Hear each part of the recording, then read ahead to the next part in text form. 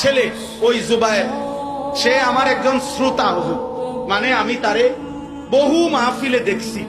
আমার মাহফিলে সে বৈশা থাকে সামনে, এত মহব্বত করে, এমনি সাধারণ মনো কাজ টাজ করে। কি কাজ করে জানো সে? এই ছেলেটারে আমি মাহফিলের একজন শ্রোতা, আমার নিয়মিত তারে দেখছি।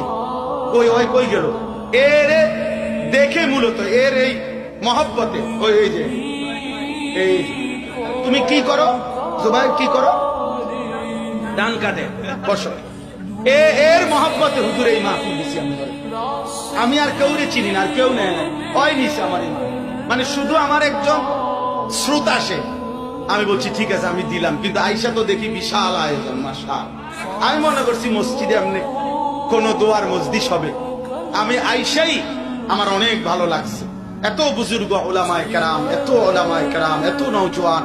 আল্লাহ তাআলা ইনশাআল্লাহ আমরাও চেষ্টা করব আগামী দিনে আল্লাহ যেন আমগরে হায়াত দেন, আবার আসার চেষ্টা করব। আল্লাহ সবাইকে কবুল করেন, ভালো রাখেন। সুবহানাল্লাহ।